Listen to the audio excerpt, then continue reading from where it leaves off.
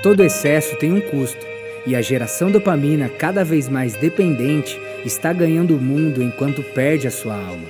Ainda hoje, muitos estão gastando o que não têm para comprar o que não precisam e sustentando uma mentira para pessoas que não gostam.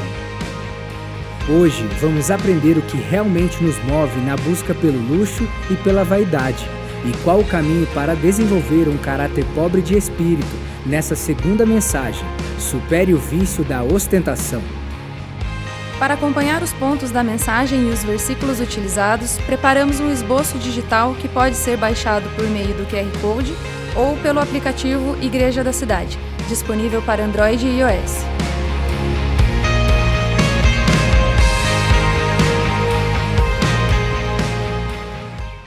Bom, Geração Dopamina, uma série de mensagens. Começamos no domingo passado, estamos seguindo para a nossa segunda mensagem dessa série.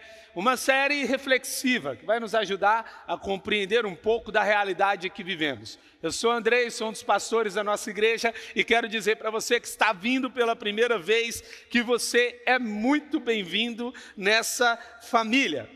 Em 2 Pedro, capítulo 2, versículo 19, a Bíblia vai dizer: pois o homem é escravo daquilo que o domina. Por que o excesso de prazer está nos deixando tão infelizes? O que podemos fazer para mudar essa realidade? Essa série também, ela foi iniciada a partir da leitura de um livro chamado Nação Dopamina, de doutora Anna Lembke, da editora Vestígio. É um livro que nos ajuda a compreender realmente alguns aspectos da realidade que vivemos, uma busca incessante por prazer e uma insatisfação cada vez maior tem se tornado uma realidade dessa geração. Pessoas que procuram aquilo que não encontram. Alguns pensadores vão chamar esse tempo de pós-modernidade, uma modernidade líquida. Vão chamar esse tempo de um tempo de se desfazer daquilo que os antepassados construíram. E na realidade, à medida em que estamos vivendo a nossa vida, a gente pode acabar achando que os valores que trouxeram o nosso mundo até aqui não são suficientes para sustentá-lo. Um filósofo indiano cristão, tem um livro dele na nossa livraria chamado Vishal Mangalwadi, escreveu um livro, o livro que fez o seu mundo. E ele fala que de fato o mundo ocidental foi construído assentado sobre os valores eternos da palavra de Deus. E esses valores sustentam o mundo que vivemos, mas estamos vivendo tempos em que estamos desconstruindo e retirando esses valores em busca do prazer. Já parou para pensar que se você não refletir sobre a sua vida, duas coisas você vai procurar? Você vai procurar o prazer e evitar a dor. São duas coisas instintivas ao ser humano ou qualquer outro ser vivo.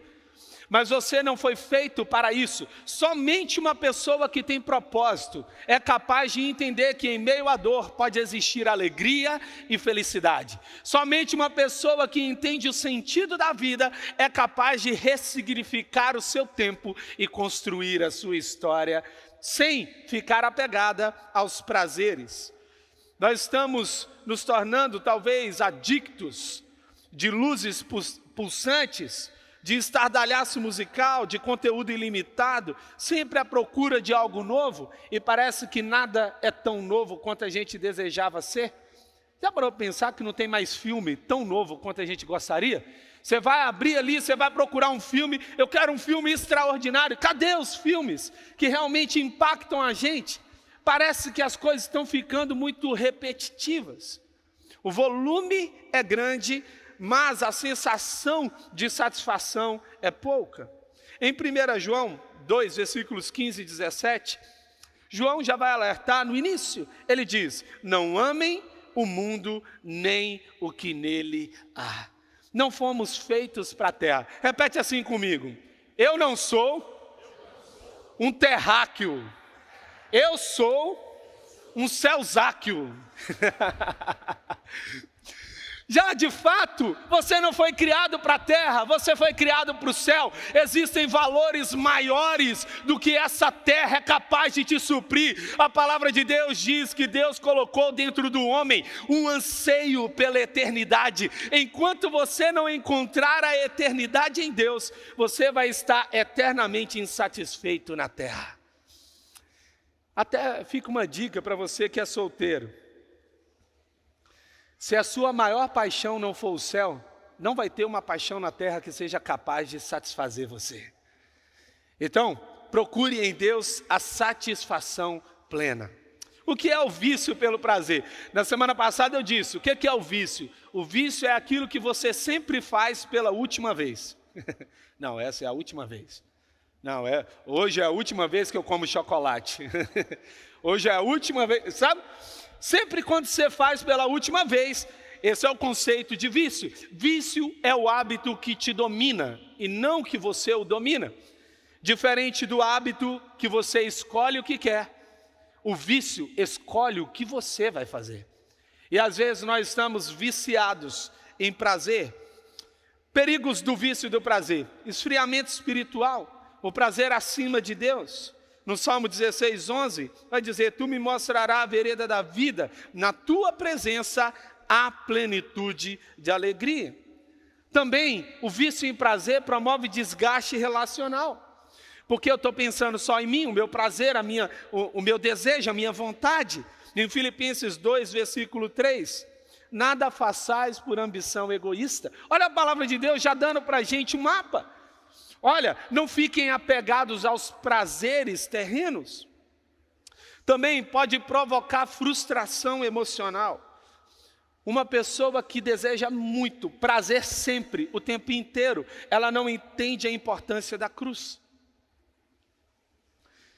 Observe, essa igreja não é um supermercado, onde você pega o que você quer, você vai embora e leva o que você quer.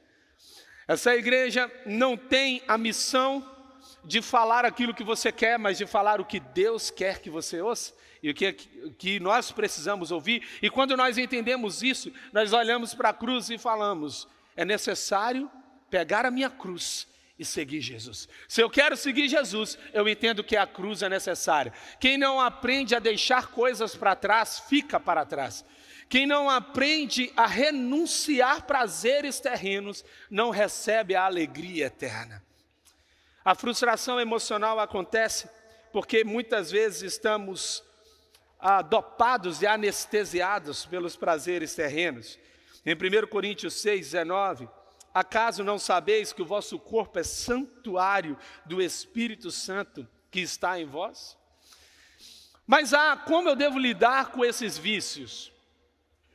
Rever as prioridades. O que para você é prioridade? Gente, eu fico pensando, quando uma pessoa descobre que ela tem um diagnóstico, esse diagnóstico de certa forma é um pouco assustador, ela revê as prioridades dela. Ela revê o que ela vai fazer. Quantas vezes ela fala, eu vou sair do emprego, eu vou ficar agora com a minha família. Mas por que eu preciso de um diagnóstico para eu poder fazer isso? Eu vou contar um segredo para vocês, só fica entre nós aqui, não conta para ninguém. Repete assim comigo, a morte é mais universal que a vida. Todo mundo morre, mas nem todo mundo vive. Todo mundo aqui já tem uma sentença, nós sabemos, um dia vamos morrer. A questão é como se a gente vive como se isso não acontecesse. O que é a prioridade? Prioridade é quando você decide o que há de valor. Quando eu coloco Deus em primeiro lugar, todo o restante é alinhado. Buscai em primeiro lugar o reino de Deus e a sua justiça, e todas as outras coisas vos serão acrescentadas. Priorizar a comunhão com Deus, a oração, a leitura da Bíblia, a comunhão com os irmãos, com a família. Viver com propósitos. Essa semana eu estava dando uma aula, e eu abri a aula e eu falei assim, faça uma pergunta que vocês quiserem. Então um aluno levantou e falou assim, professor, como é que faz para a gente governar o tempo? Uau, que pergunta extraordinária, $1 milhão. Eu disse, olha, para você governar o tempo, você precisa ter propósito. Só uma pessoa que tem propósito governa o tempo. Só uma pessoa que sabe o porquê está aqui, só uma pessoa que sabe o porquê nasceu, ela é capaz de governar o seu tempo. O restante de nós, que não entendemos ainda o nosso propósito, a gente está acordando, comendo, dormindo, nos relacionando e sem entender o porquê. Rick Warren vai dizer que há dois momentos importantes na nossa vida. O dia em que eu nasci e depois o dia que eu descobri o porquê eu nasci. Quando você descobre o porquê, a sua manhã não é igual a outra manhã. O seu dia não é igual ao outro dia. O seu trabalho não é igual ao trabalho dos outros. Tudo muda. Muitos são os planos no coração do homem, mas o que prevalece é o propósito do Senhor.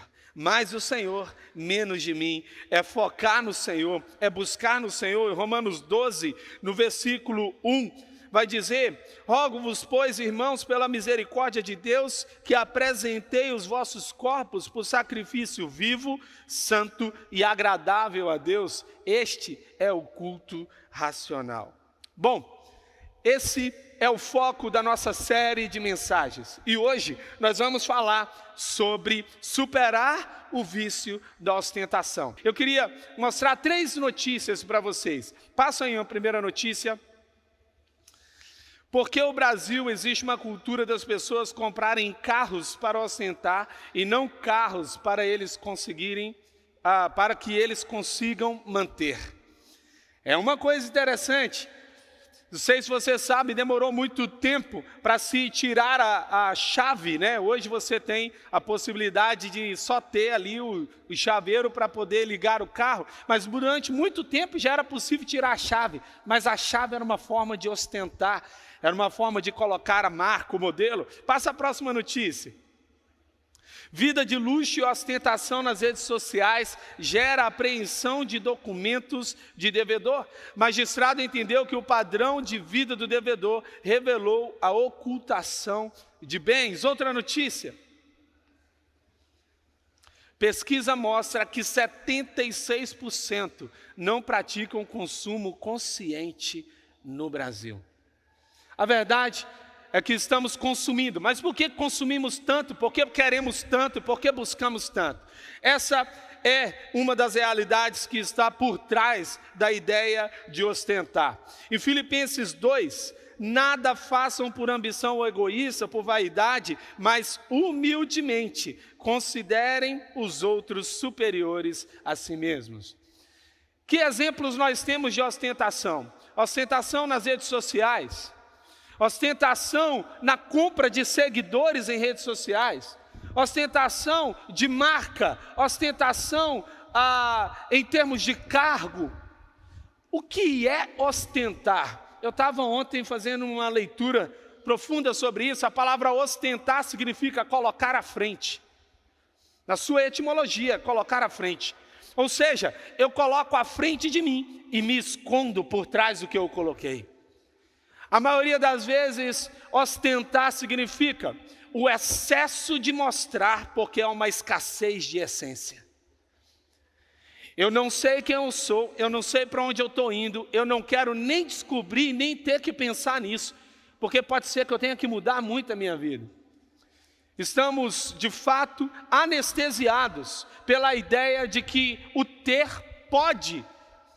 E eu não sei se você percebe, é mais rápido para você conseguir conquistar alguma coisa que você pode comprar do que você se tornar alguém que você deseja ser. E como eu não quero, de fato, refletir profundamente sobre isso, porque eu tenho que lidar com a minha realidade, a melhor coisa que eu faço, então, é viver na superfície, ostentando o que não sou, para pessoas que não gostam de mim, comprando o que eu não tenho dinheiro para comprar, só para que eu não tenha que tratar o que eu preciso tratar. Há coisas profundas que podem ser de fato destrutivas. Se você perder os seus bens, quem você ainda é? Tinha um pensador antigo que dizia, eu não quero ter propriedade de nada, para não ser propriedade de ninguém. E certa vez, eu perguntei para um aluno, eu falei, você é capaz de me dar o seu celular? O que você acha? Nossa, é quase o coração. Que é isso, senhor? Faz um negócio dele. Você sabe por quê? Porque ainda a gente não parou para prestar atenção. Não somos nós que estamos comprando os produtos, são os produtos que estão comprando a gente. Estão roubando a nossa essência, estão coisificando o ser humano. Existe uma advertência na palavra de Deus sobre a ostentação, porque nós não fomos criados por Deus para sermos ostentadores de bens, mas o que carregamos é maior do que o dinheiro é capaz de comprar. As coisas mais preciosas da face da terra, o dinheiro não é capaz de alcançar. O sorriso de um filho, a alegria da esposa, a conquista de se tornar alguém que venceu algo. Sabe, tem coisas na vida que elas são incapazes de serem compradas pelo dinheiro.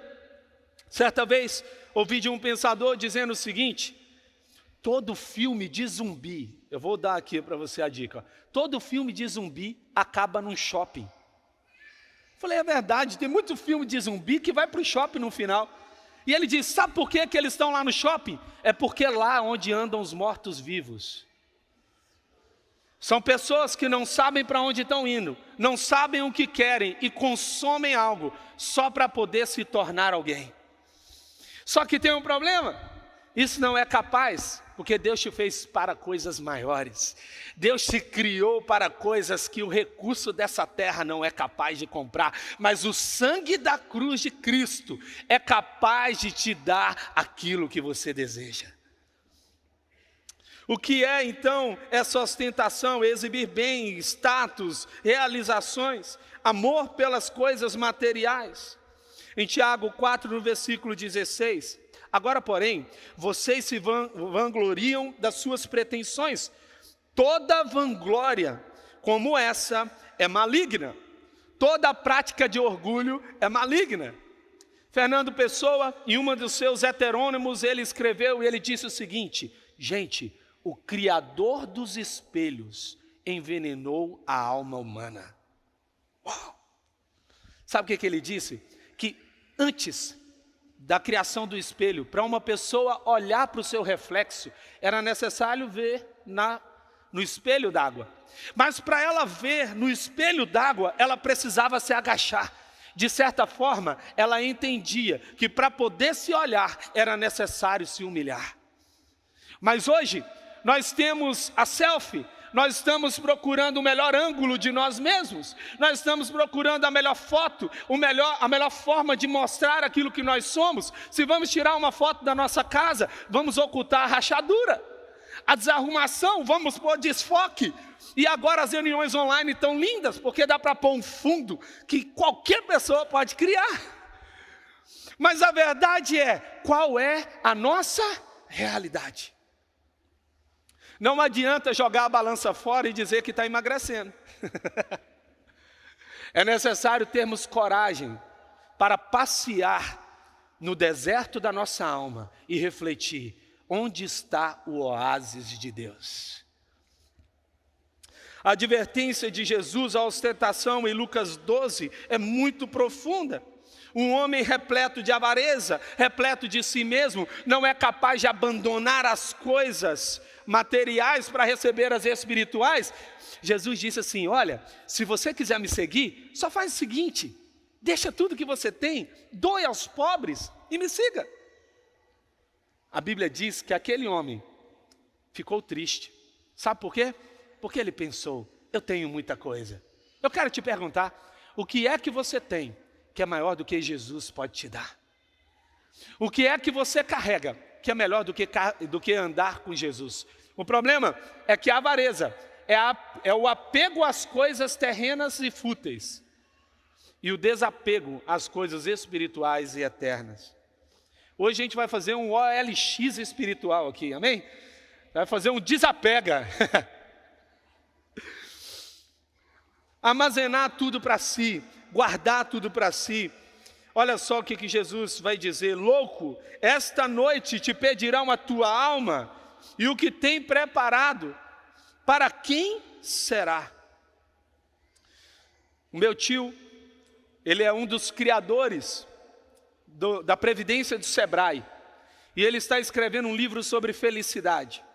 E eu fui perguntar para ele, eu falei, tio, por que escrever sobre esse livro? Ele falou assim, filho, o tanto de história que eu vi na minha vida, na Previdência, você não vai acreditar.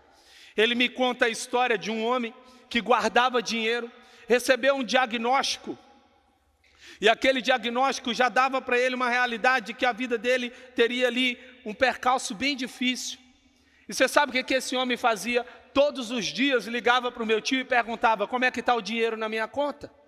Como é que está o dinheiro na minha conta? Como é que está o dinheiro na minha conta? Meu tio falava, vai viver a vida, vai cuidar da sua família, vai cuidar dos seus filhos, vai procurar ter uma vida que de fato faça sentido. Aquele homem morreu, guardando dinheiro. Mas o pior que aconteceu, ele não pôde levar nada do que ele acumulou para a próxima estação. Pastor Carlito sempre nos ensina de que nunca viu um caminhão de mudança seguindo um cortejo fúnebre. Herança, ela fica na terra, mas o que você está preparando para a próxima estação? Quais são as consequências da ostentação? Você se desvia dos propósitos de Deus para a sua vida. Em Mateus 6, versículo 24, ninguém pode servir a dois senhores, porque ou há de odiar a um e amar o outro, ou se dedicar a um e desprezar o outro. Aqui a palavra é clara, a palavra no fim vai ser mamon, é o apego às coisas materiais, apego ao dinheiro, exibir as posses. Você consegue entender? Repete assim comigo, todo excesso de exibição revela uma escassez profunda. Todas as vezes que eu preciso falar muito sobre quem eu sou, lá em casa, eu não digo para os meus filhos, eu sou o pai, porque se eu preciso dizer que eu sou o pai é porque eu não sou. O próprio Jesus Cristo disse, ninguém pode dar testemunho de si mesmo, porque não tem valor esse testemunho. Então o que eu devo fazer? Eu devo de fato conquistar aquilo que eu sou. Se eu preciso dizer que eu sou o chefe é porque eu não lidero. Se eu preciso dizer que eu sou o líder é porque eu não lidero. Se eu preciso dizer que eu sou a mãe é porque eu não lidero. Eu sei que você nunca disse, a mãe aqui sou eu. Eu sei, tem momentos de desespero, eu te entendo. Tem momentos que são realmente desesperadores. Mas de fato, para pensar nisso. Se você precisa gritar dizendo quem você é, talvez é porque ainda esse lugar você não assumiu com completude. Você promove divisão e gera feridas entre as pessoas. Em Gálatas 5:26, não nos deixemos provocar uns aos outros, nem ter inveja uns dos outros. Poxa, o que seria a inveja? A inveja não é quando você quer o que é do outro. É quando você não admite que o outro tenha algo que você não tem. Por que ele? Ele não merece. Para refletir comigo. Se o seu ambiente de conversa, a maioria da parte do tempo, é para falar sobre alguém, talvez a inveja já entrou ali. Porque o meu foco de vida deve ser em, se eu não consigo falar bem, por que falar? Se eu não tenho palavras boas para falar sobre uma pessoa, por que eu tenho que falar? Eu posso fazer uso de uma das coisas mais preciosas que nós chamamos no direito do silêncio. Porque no silêncio eu posso refletir e eu posso pensar, poxa, será que isso realmente faz sentido? Muitas vezes nós estamos nos comparando e pelo fato de nos compararmos com os outros, nós perdemos a essência nossa. Jean-Paul Sartre dizia, o inferno são os outros. Não porque o outro é ruim, mas porque o outro acaba se tornando um modelo de comparação comigo.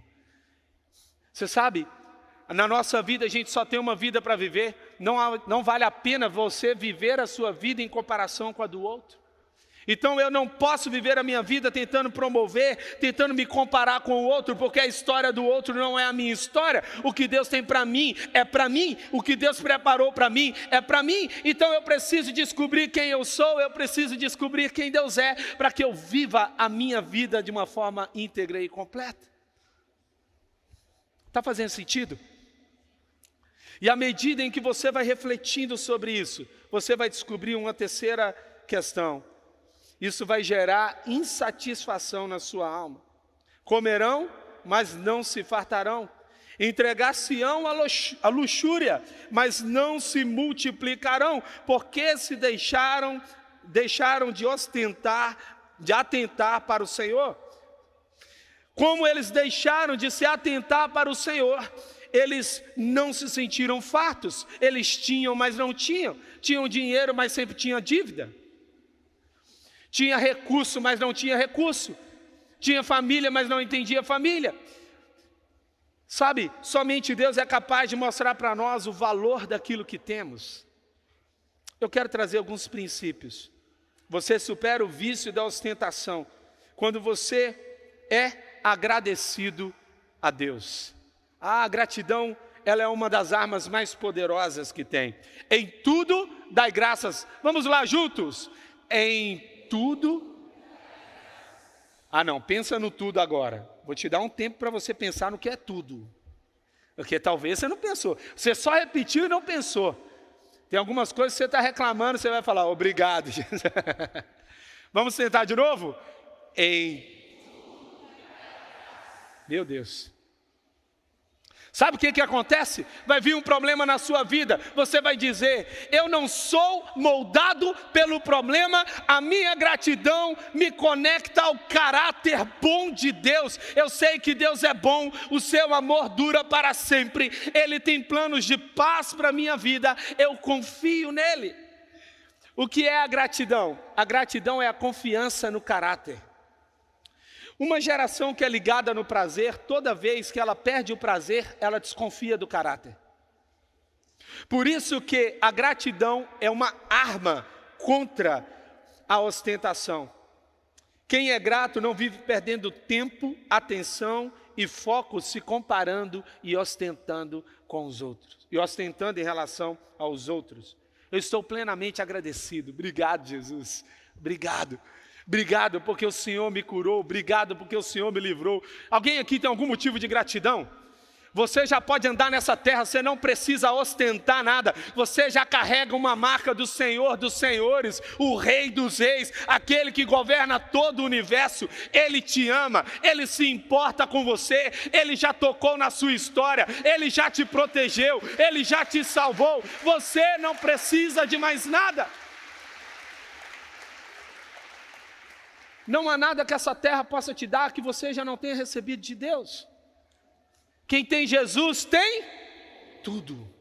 Eu tenho tudo. Por que eu posso dar graças a Deus por tudo? Porque eu não me apego ao que acontece, eu me apego a quem governa todas as coisas. E olha, parecia que a cruz era um problema, né? A cruz parecia um problema, mas foi a cruz que salvou toda a humanidade. Tem hora que parece que você está perdendo, mas se Deus estiver agindo, vai ser o auge da sua vitória. Você supera o vício da ostentação quando você se humilha diante do Senhor. Em Tiago 4, versículo 10, humilhai-vos perante o Senhor e Ele vos exaltará. Em Mateus 5, Jesus Cristo vai dizer, bem-aventurados os pobres em espírito, porque deles é o reino dos céus. Jesus Cristo também vai dizer que bem-aventurados são os humildes, porque eles herdarão a terra. Tudo em Mateus 5. É interessante que Jesus Cristo dá duas chaves. Você quer governar o céu, seja pobre em espírito. Você quer governar a terra, seja humilde na terra. O que é humildade? Talvez você não saiba. A palavra humilde significa mendigar. Literalmente.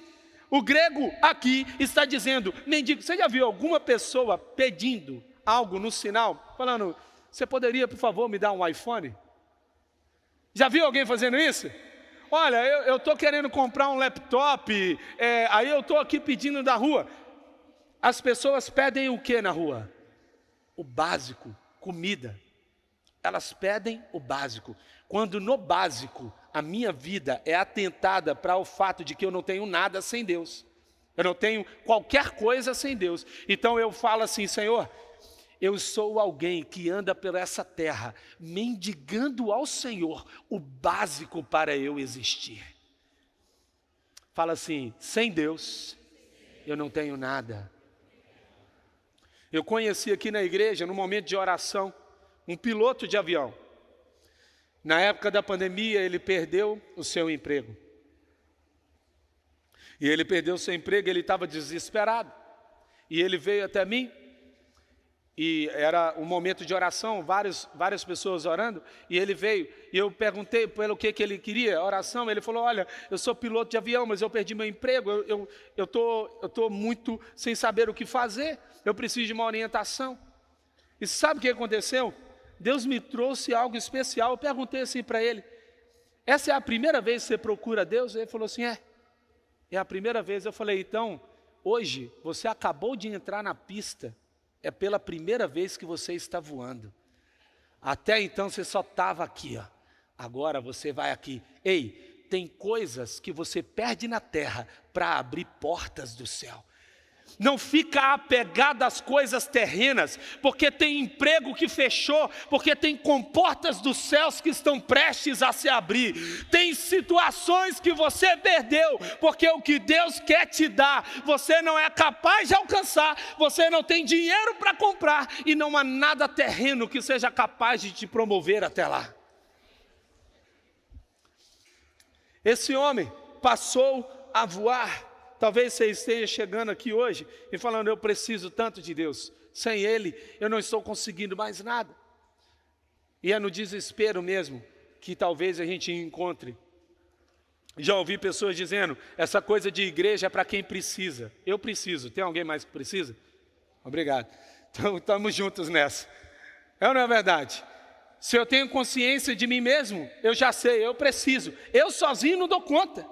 Não dou. Essas semanas aí para trás, uma mulher casou consigo mesma. Vocês viram isso? Mas a notícia melhor não foi essa. Ela se divorciou.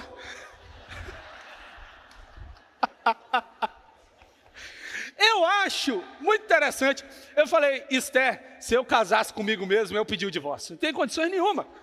Eu falei: só você é uma mulher tão corajosa para casar comigo. Certeza que a Esther olhou para mim e falou assim: ó Senhor, o melhor está por vir. Algo extraordinário vai acontecer na vida desse homem. Gente, olha a loucura que nós estamos vivendo nesse mundo. Ela entrou de véu e grinalda para casar consigo mesma. E surpreendentemente, não sabia ela, que por onde ela fosse, ela iria junto. Essa é uma parte interessante. Eu não sei onde que nós vamos continuar desse jeito, mas eu sei que assim, o mundo está uma ilha de sanidade num oceano de insanidade. Não sei se você percebe isso. Eu preciso escolher quem anda satisfeito com Cristo, e esse é o terceiro ponto. Não vive ostentando nada. Não amem o dinheiro, estejam satisfeitos com o que têm. Vamos ler juntos? Não amem o dinheiro, estejam satisfeitos com o que têm, porque Deus disse: não o deixarei jamais. Esse texto aqui era para você sair daqui e falar: eu entendi, Deus está comigo, e agindo Deus, quem impedirá? Quem anda satisfeito com Cristo, não tem nada na terra que seja capaz de roubar a sua alegria. Pode vir as situações ruins, pode vir os momentos ruins, podem vir as lutas. Se Deus está com você, eu não preciso temer. Quem teme ao Senhor não tem medo de mais nada. Em Filipenses 4, versículos 11 e 13, Paulo vai dizer: eu aprendi a viver contente em toda e qualquer situação, na abundância ou na necessidade. Por quê? Porque Paulo não era o que ele tinha. Paulo tinha porque ele era. E apenas tinha. E se ele não tivesse, ainda continuava sendo. Ele ainda continuava sendo alguém amado por Deus. É interessante que quando uma pessoa descobre de fato quem ela é, pode colocá-la em qualquer lugar, ela está vivendo a sua missão. Tem uma mulher chamada Jeanne Guyon, que ela foi presa na França. Ela era uma freira, uma mulher que liderou um movimento chamado Quietude. E quando ela foi presa, ela disse a seguinte frase: descobri no aprisionamento do meu corpo a libertação da minha alma.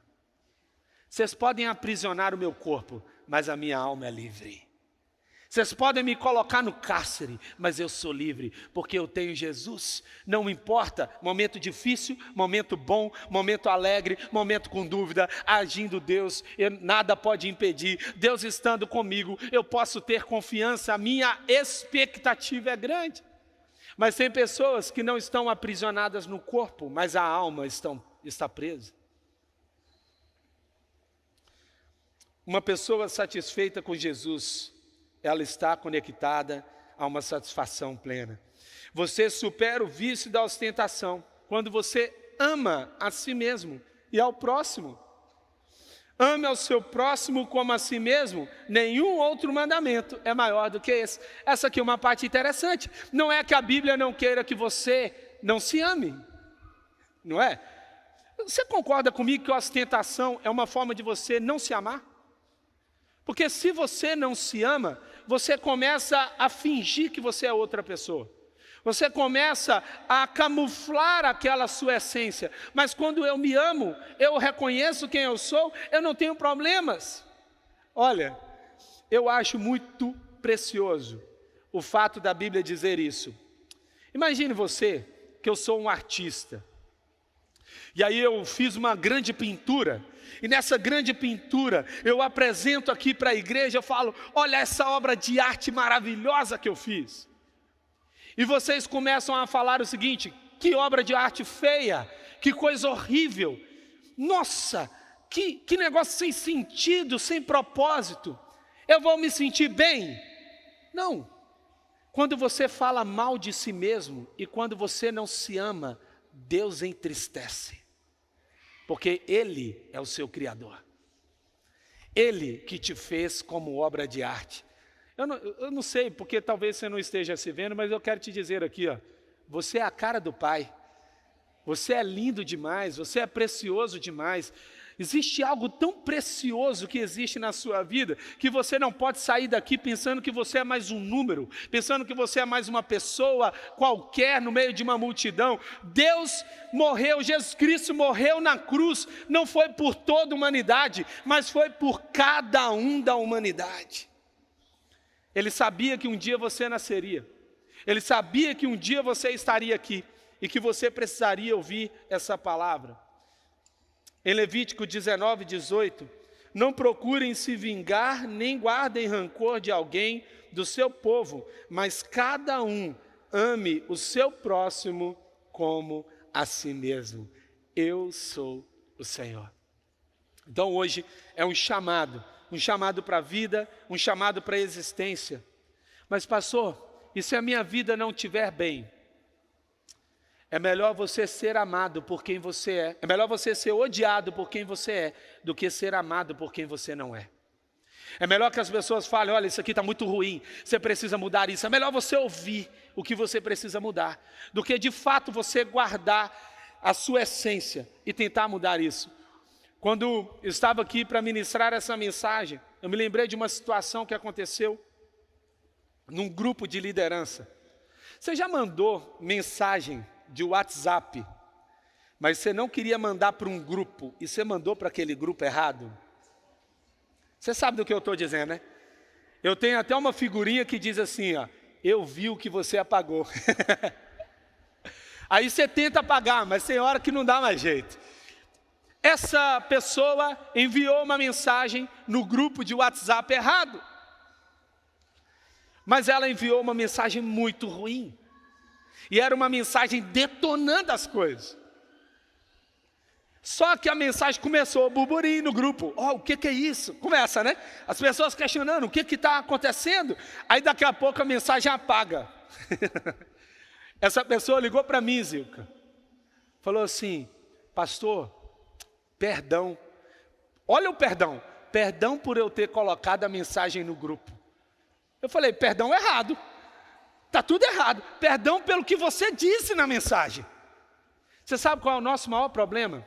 A gente tenta tampar aquilo que nos expõe e a gente não corrige aquilo que nos deforma. Não dá para ser corrigido se eu não tratar o que está por dentro. O que ela falou precisava de tratamento. O que ela falou precisava de cura. Ela precisava ser curada. E eu levei aquela menina para uma reflexão, graças a Deus, ela cresceu em liderança, hoje está atuando, está lindo. Mas ela precisava de cuidado. Então repete comigo: eu não posso tentar evitar o que me expõe, mas eu posso corrigir aquilo que me deforma. Então tem gente que se preocupa: pastor, e se eu falar a palavra errada? Querido, a Bíblia diz que a boca fala do que está cheio. Sabe qual é a melhor forma de você corrigir a palavra que sai pela sua boca? Cuidando do coração. Mas qual é o nosso ponto? Eu quero corrigir o que é mais fácil. O que é mais rápido? São as palavras. Mas não dá. Uma hora ou outra, as minhas palavras vão denunciar quem eu sou. Então o que eu tenho que fazer? Aprofundar em me tornar alguém que Deus me fez para ser. Em Gálatas 6,14, quanto a mim, que eu jamais me glorie em qualquer coisa, a não ser na cruz do nosso Senhor Jesus Cristo. Por causa dessa cruz, meu interesse neste mundo foi crucificado, e o interesse do mundo em mim também morreu. Sabe quem é essa pessoa? O apóstolo Paulo.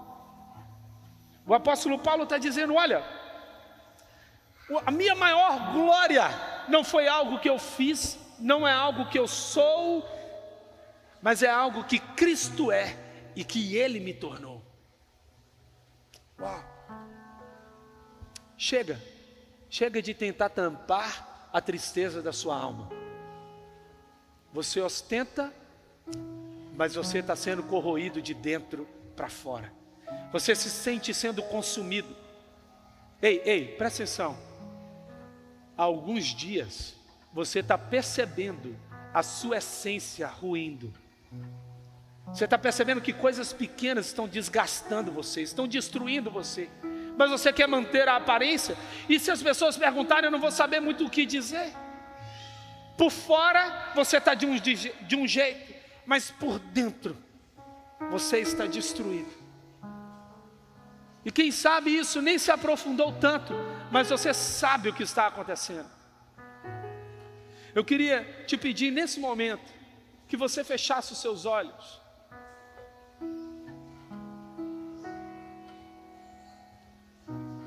Feche os seus olhos. Pense um pouco na sua vida.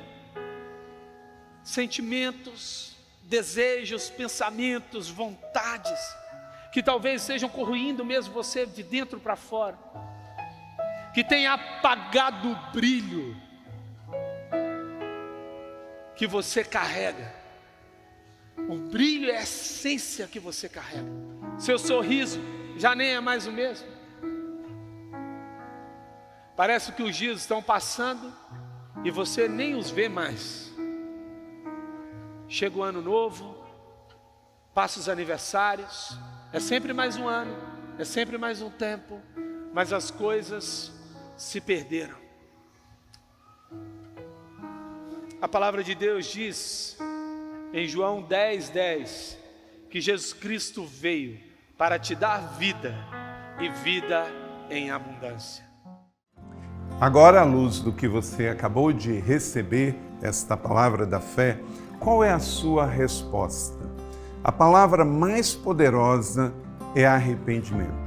Quando nós nos arrependemos e cremos, a palavra de Deus entra em nossa mente, em nosso coração e nos transforma. Algumas pessoas ouvem e não dão nenhuma resposta, mas eu acredito que hoje o Espírito Santo tocou você de forma especial. Qual é a sua resposta? Hoje, você quer receber Jesus como seu Salvador e Senhor pessoal? Pode levantar a mão aonde você está. Deus abençoe a sua vida. Que Jesus Cristo agora seja seu Salvador e Senhor. Será que você que está afastado também não é hora de você se arrepender e receber esta bênção de voltar para Jesus e para a igreja? Se esta é a sua decisão, também Deus abençoe a sua vida. E você que se batizou, talvez bebê, isto não foi pecado, mas não foi uma decisão que trouxe mudança para a sua vida, porque o infante não tem vontade própria e ele não tem do que se arrepender. Mas agora você ouviu esta palavra e você quer de fato ser batizado, porque agora você entendeu. Então, a sua mãe, o seu pai, um padrinho pode ter levado você para ser batizado pequeno, mas Jesus não foi levado por Maria e José. O batismo bíblico ele não é só por imersão, mas ele é também precedido de uma decisão de arrependimento. Você quer, agora que entende que é um pecador, também ser batizado? Amém? Deus abençoe e, por favor, entre em contato conosco. Aproxima o seu smartphone do QR Code que aparece na tua tela. Se você aceitou Jesus, se você quer se reconciliar na fé e voltar para a igreja, se você quer ser batizado, neste exato momento, preencha essa ficha online e mande os seus dados para nós. Nós não vamos compartilhar com ninguém a sua decisão, mas vamos entrar em contato com você. Então, seja muito bem-vindo e que Deus te abençoe. Estamos felizes, estamos em festa pela sua decisão hoje. Que Deus te abençoe e vamos juntos viver um dia de cada vez a nossa fé em Jesus. Seja muito bem-vindo à família Igreja da Cidade, a sua família para você pertencer. Deus te abençoe. Muito obrigado.